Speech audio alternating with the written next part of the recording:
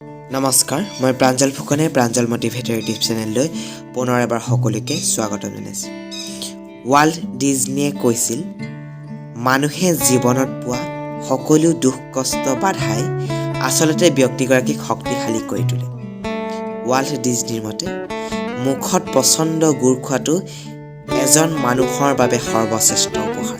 অৰ্থাৎ, আজি তুমি কৰবাত লাজ পালা, অপমান পালা, তুমি নিজকে ভাঙি নাপালা।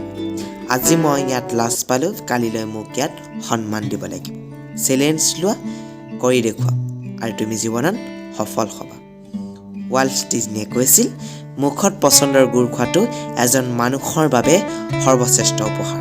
কথাষাৰ ভালদৰে বিশ্লেষণ কৰি চাব, জীৱনত সফল হ'ব।